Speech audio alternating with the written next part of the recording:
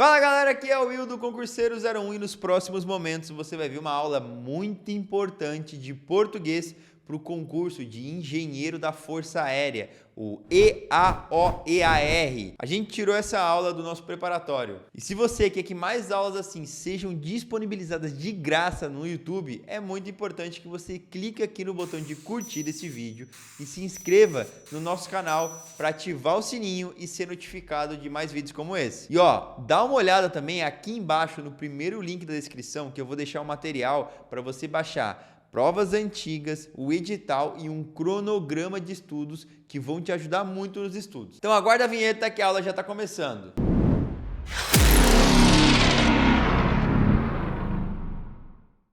Olá, sou Ivanete Rigo, professora de língua portuguesa, e esta é a primeira das nossas aulas sobre a sintaxe do período simples, que está aqui.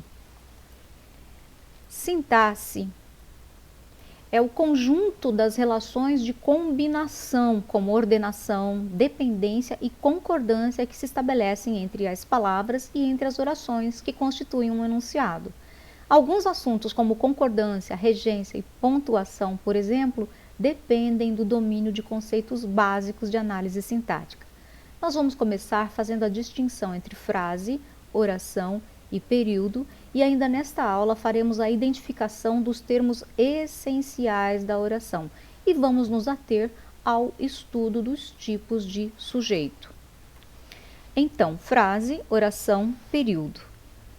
Frase é um enunciado de sentido completo, a unidade mínima de comunicação que pode ser constituída de uma só palavra, como olá, cheguei, ou de várias palavras, entre as quais se inclui ou não um verbo ou locução verbal. Com verbo ou locução verbal, há alguns anos vivi em Itabira. Aqui nós temos uma frase com verbo, deveria trabalhar menos. E aqui nós temos uma frase com locução verbal. Ou sem verbo, como que inocência, que aurora, que alegria. Quando a frase contém verbo ou locução verbal, ela passa a ser também o que nós vamos chamar de oração. Daí aquela máxima, toda oração é frase, mas nem toda frase é oração, porque para ser oração, a frase precisa conter um verbo ou uma locução verbal. A frase pode conter uma ou mais orações. Ela vai conter apenas uma oração quando apresentar apenas uma forma verbal, ou seja, apenas um verbo ou uma locução verbal que pode estar de forma clara ou oculta. Assim, o dia decorreu sem sobressalto. Aqui nós temos uma forma verbal clara. Na cabeça, aquela bonita coroa. Observem que o verbo não está explícito aqui, mas podemos subentender que aqui há um verbo. Na cabeça há aquela bonita coroa ou havia aquela bonita coroa. Trata-se sim de uma oração. Podem vir os dois. Aqui nós temos uma oração com locução verbal. Pode conter também a frase mais de uma oração quando há nela mais de um verbo, seja na forma também simples ou na forma de locução verbal. Também essa forma pode ser clara ou oculta. Busco, volto, abandono e chamo de novo. Então aqui nós temos uma frase com 4 verbos, portanto uma frase com 4 orações. O menino começou a chorar. Aqui temos uma locução verbal. Enquanto os cavalos iam pastando, outra locução verbal. Portanto, temos uma frase aqui com 2 orações. O policial correu mais que o ladrão. Observem que aqui nós temos uma forma verbal que se repetiria aqui. O ladrão, ou melhor, o policial, correu mais que o ladrão correu. Embora não esteja escrita a forma aqui, que o ladrão correu, essa forma verbal está implícita. Portanto, aqui existem sim 2 orações. As frases podem ser declarativas, que é quando informam ou declaram alguma coisa, e aí elas podem ser afirmativas ou negativas. Começou a chover, ainda não começou a chover. Interrogativas, quando se quer obter alguma informação. Essa interrogativa pode ser direta ou indireta. Começou a chover? Interrogativa direta. Quero saber se começou a chover. Interrogativa indireta. Imperativas, quando se quer agir diretamente sobre o comportamento do interlocutor. Podem ser também afirmativas ou negativas. Manifeste seu pensamento ou não seja importuno. Exclamativas, quando o emissor deseja expressar um estado emotivo, vai começar tudo de novo. Ou optativas, empregadas para exprimir desejo, em frases como Deus te guie, bons ventos o levem, por exemplo. Uma observação. As locuções verbais e os tempos compostos são uma sequência de 2 ou mais verbos que juntos exercem a função morfológica de um só verbo.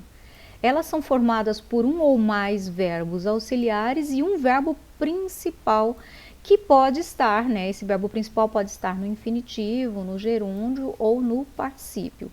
Os verbos principais é que vão expressar a ideia central da ação ocorrida. Assim, estou estudando muito. Aqui nós temos um verbo auxiliar e aqui nós temos o verbo principal. É aqui que está contida a ideia central da ação. Não vai poder subir como um ladrão que escala o muro. Aqui, o verbo que está no infinitivo é que contém a ideia central. Esses 2 verbos são auxiliares. Doente, quase não podendo andar. Aqui nós temos a ação, a ideia central, e aqui nós temos o verbo auxiliar. Ele deixou de trabalhar. Observem que interessante. Aqui temos o verbo auxiliar, aqui nós temos o verbo trabalhar, que contém a ideia central, e aí esse verbo auxiliar está ligado a este verbo principal com a preposição de. Como aqui começou a rezar o verbo auxiliar e aqui o verbo principal. Também o verbo auxiliar e o verbo principal aqui estão ligados pela preposição para. Atenção, porque é bom fazer a distinção entre o que é tempo composto e locução verbal. O tempo composto é aquele formado pelos verbos auxiliares ter e haver. Então, ele havia feito o trabalho, nós tínhamos feito o trabalho. Então, tempo composto sempre com os auxiliares ter e haver. Cuidado, porque aqui nós temos o aluno finge estudar. Não vamos confundir isso com locução verbal, porque aqui temos o aluno finge que estuda. Então, temos um verbo aqui e outro verbo que constitui outra ação, e aí, naturalmente, vai constituir outra oração.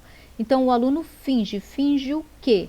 Que estuda. Nós temos aqui o complemento, esse verbo estudar completa o sentido do verbo fingir em forma de objeto direto. Ao desenvolver, vai aparecer essa conjunção aqui, que é integrante.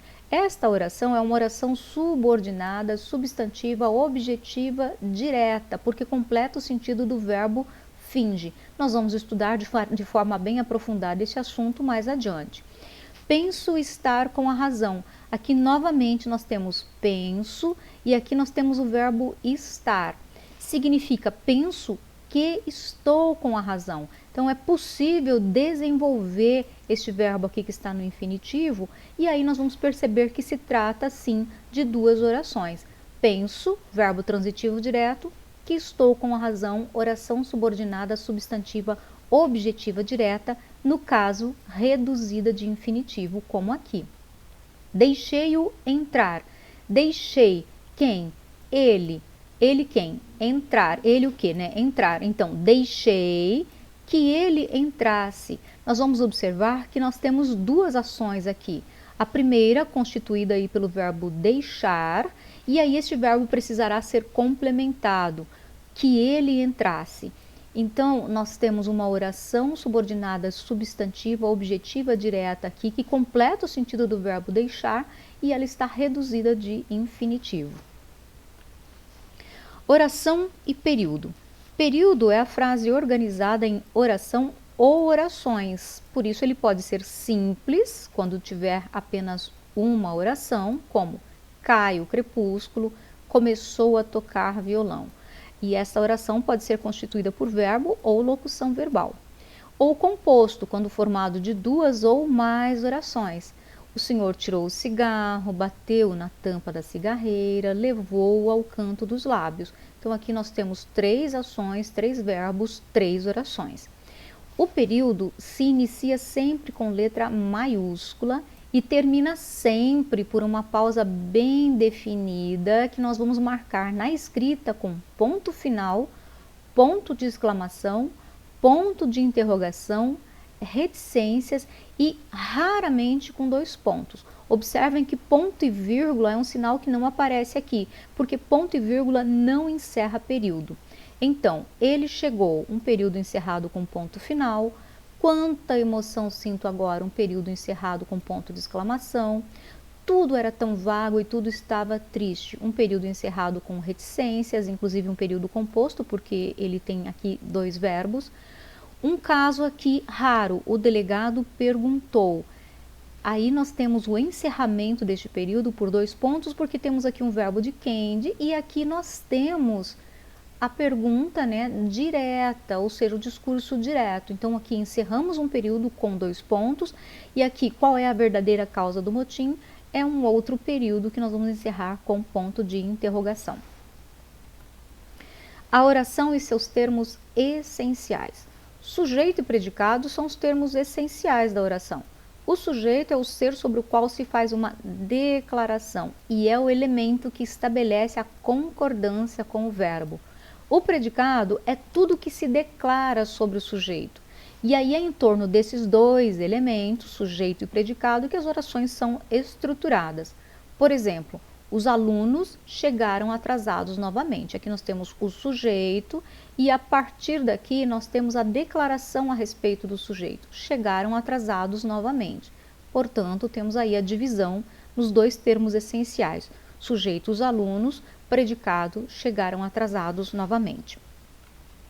O núcleo do sujeito é a palavra com carga mais significativa em torno do sujeito. Quando ele é formado por mais de uma palavra, sempre haverá uma com maior importância de significado, que é o que nós vamos chamar de núcleo. Então, as 2 cadeiras de praia azuis estão quebradas. A partir daqui, do verbo, eu tenho a declaração a respeito do sujeito. Estão quebradas é o predicado. O sujeito está aqui, as 2 cadeiras de praia azuis, cujo núcleo é o substantivo cadeiras. Observem que, para este núcleo, nós temos um artigo, não são quaisquer cadeiras, e sim as. Um numeral, não são quaisquer cadeiras, são 2. Uma locução adjetiva, não são quaisquer cadeiras, são de praia. E um adjetivo, não são quaisquer cadeiras, são azuis.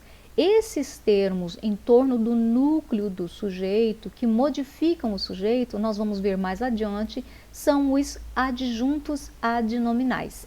Então, núcleo do sujeito, cadeiras, informação sobre esse sujeito, estão quebradas, que constitui o predicado. O núcleo do sujeito pode ser expresso por substantivo, por pronome substantivo, por numeral substantivo, por qualquer palavra substantivada ou ainda por uma oração que nós vamos chamar de substantiva. Por exemplo, a casa foi fechada para reforma. Sujeito a casa, aqui o núcleo, um substantivo.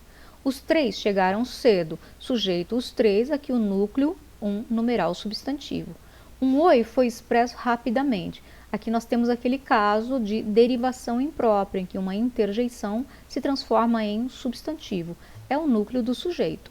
Alguém chegou, aqui nós temos um pronome indefinido substantivo, e aqui é necessário esperar muito. O que é necessário?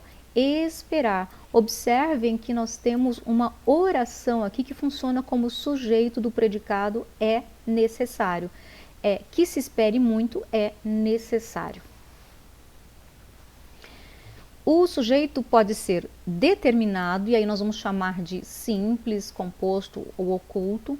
Também pode ser indeterminado ou ainda inexistente. O sujeito simples possui apenas um núcleo, que pode estar no singular ou no plural. A concordância vai ser feita com este núcleo. Ocorre quando o verbo se refere a um só substantivo, a um só pronome, ou a um só numeral, ou a uma só palavra substantivada, ou ainda a apenas uma oração, que nós vamos chamar de substantiva. O desenho em nanquim será sempre uma expressão admirada. Será sempre uma expressão admirada é o predicado, é a declaração sobre o sujeito. E aqui o nosso núcleo é o substantivo desenho, o desenho em nanquim. O sujeito composto possui naturalmente mais de um núcleo. As orações com sujeito composto são formadas por mais de um pronome, mais de um numeral, mais de uma palavra ou expressão substantivada ou ainda mais de uma oração substantivada. Então, mais de um substantivo, as vozes e os passos aproximam-se, sujeito composto. Mais de um pronome, ele e eu somos da mesma raça, sujeito composto. Mais de uma palavra ou expressão substantivada, falam por mim, quem? Os abandonados de justiça, aqui nós temos então um adjetivo substantivado, os simples de coração. E mais de uma oração substantiva, era melhor esquecer o nó, aqui nós temos uma oração, que está aqui com o verbo no infinitivo, e pensar numa boa cama. Aqui temos outra oração que está aqui com o verbo no infinitivo. Essas duas orações, elas são sujeito, no caso um sujeito composto do predicado era melhor. E aí, para nós não ficarmos no óbvio, né? Às vezes o sujeito, ele vem bem aí certinho, primeiro o sujeito e depois o predicado, mas aqui nós já vamos ver algumas ordens invertidas. Por exemplo, ouviram do Ipiranga as margens plácidas de um povo heróico, brado retumbante. Então aqui nós temos o verbo ouviram, né? E o sujeito dele está aqui, as margens plácidas do Ipiranga. Ouviram o brado retumbante de um povo heróico. E aí, de novo, outro sujeito. E o sol da liberdade, aí nós vamos intercalar uma circunstância, brilhou no céu da pátria nesse instante. E aqui um trechinho, né, dos Lusíadas do Camões.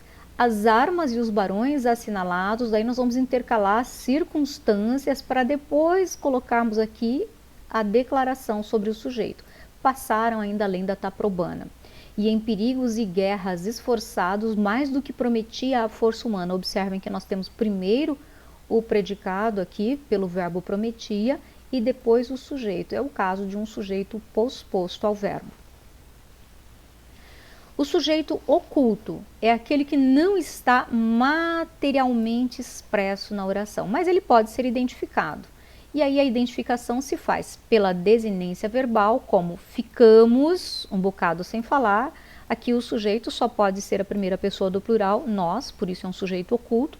Alguns chamam de sujeito desinencial ou ainda elíptico, ou pela presença do sujeito em outra oração do mesmo período, mas, né, ou então do período contíguo. Por exemplo, Margarida, sujeito, ali viera na véspera, lá dormira, só pode ser a Margarida.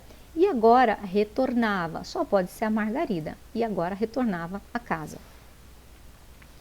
O sujeito indeterminado ocorre quando o verbo não se refere a uma pessoa determinada, ou por se desconhecer quem executa a ação, ou por não haver interesse no seu conhecimento. Há duas formas de deixar, né, de se indeterminar um sujeito. Primeiro, colocando o verbo na terceira pessoa do plural, assim, contaram-me a história completa. Eu não quero que esse sujeito seja reconhecido. Então, uma forma de fazer isso é levar o verbo para a terceira pessoa do plural. Roubaram meu carro.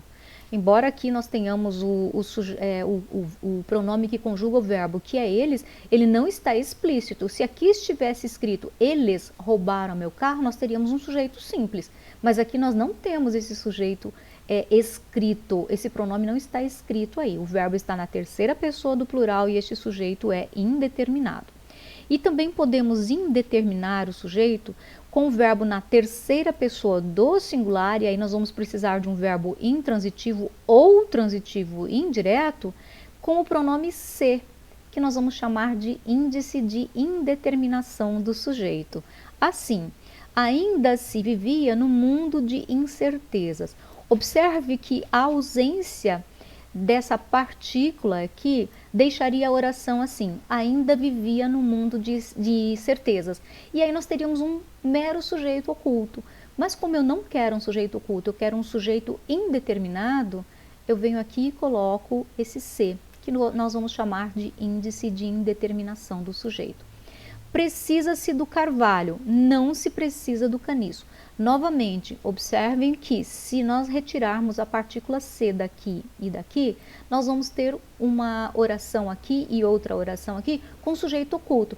Precisa de carvalho, ele ou ela, não precisa de caniço, ele ou ela. Mas aí, para indeterminar o sujeito, nós vamos colocar aqui o índice de indeterminação do sujeito, que é o C. Aqui a mesma coisa, comia-se com a boca, com os olhos, com o nariz.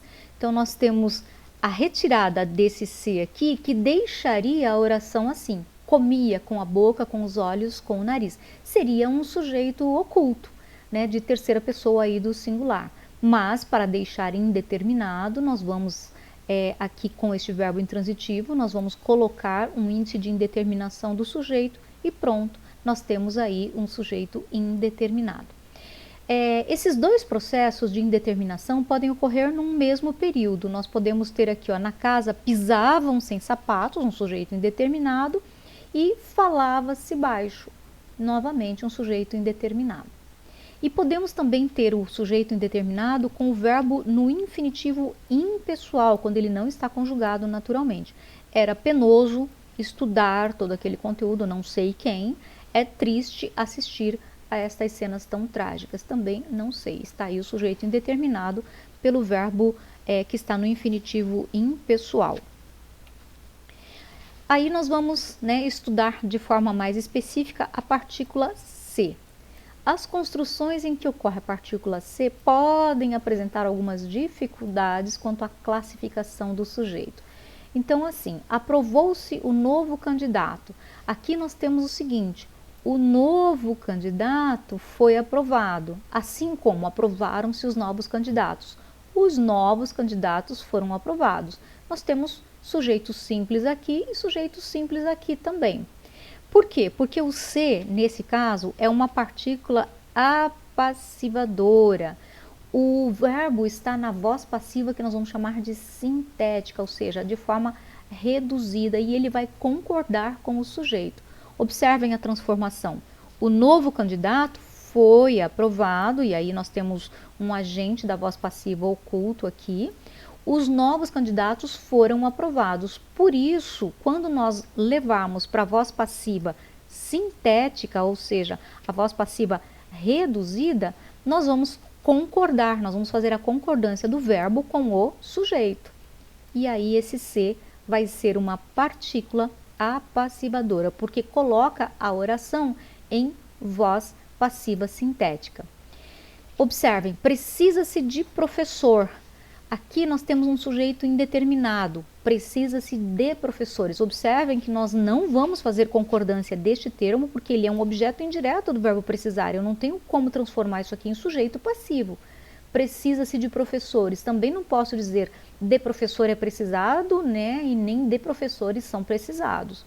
E aí nós temos então esse C como índice de indeterminação do sujeito. E o verbo sempre na terceira pessoa do singular. Vivia-se bem naquela cidade, novamente. Nós temos aqui a impossibilidade de dizer que naquela cidade era bem vivido. Então o sujeito aqui é indeterminado pela partícula C. Nesse caso, confirmando, o C é índice de indeterminação do sujeito e o verbo está na voz ativa. Nessas construções, o sujeito é indeterminado e o verbo, não custa reforçar, sempre fica na terceira pessoa do singular. Quando não há sujeito, o sujeito inexistente, isso vai ocorrer quando a informação veiculada pelo predicado está centrada em um verbo que nós vamos chamar de impessoal. E aí nós só vamos poder conjugar esse verbo na terceira pessoa do singular. Então não há relação entre sujeito e verbo. E aí vejamos os principais casos de sujeito inexistente. Com verbos ou expressões que denotam fenômenos da natureza. Não há como cometer essa ação. Anoitecia e tinham acabado o jantar. Aqui então o verbo anoitecer não há como alguém cometer esta ação. Portanto, sujeito inexistente. Aqui, e tinham acabado de jantar é uma outra história. E eles tinham, né, um sujeito indeterminado aqui, acabado de jantar.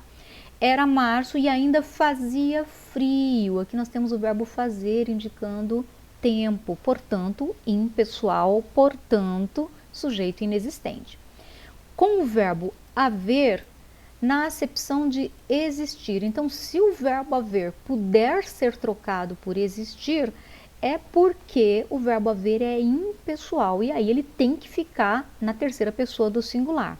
Ainda há jasmins e ainda há rosas. Observem, há o que?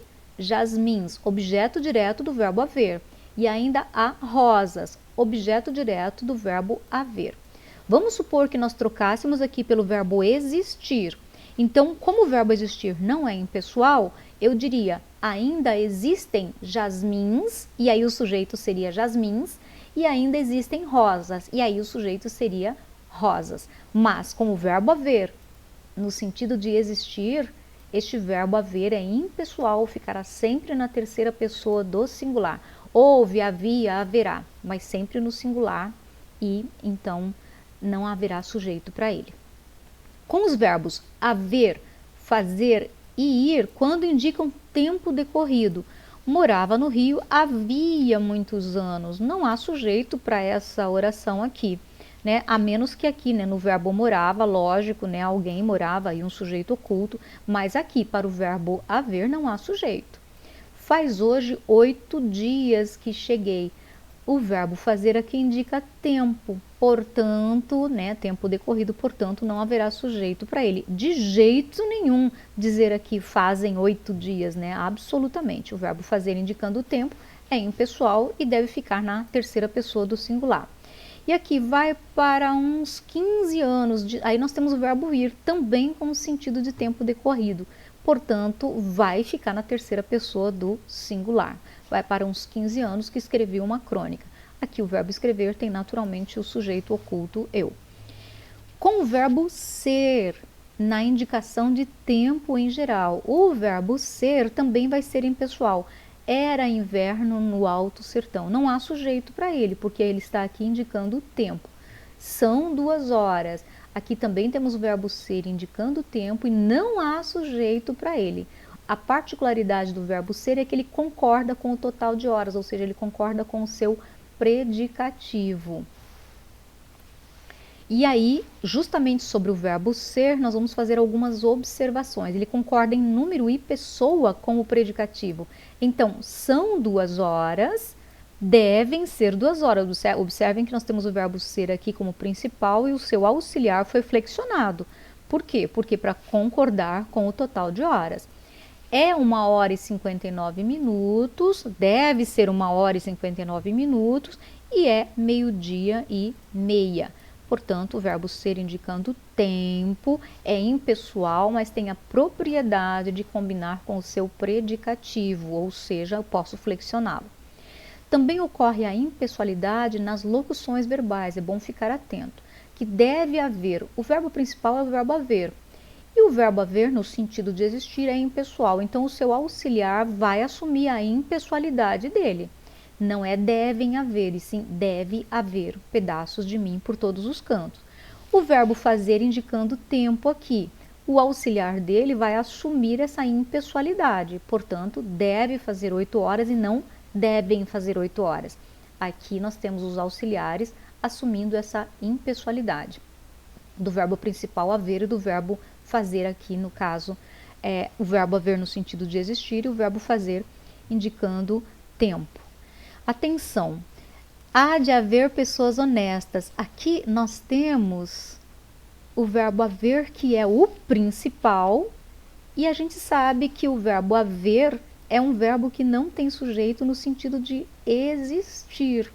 Então, há de haver pessoas honestas. O verbo haver aqui é auxiliar do próprio verbo haver, então ele fica também no singular.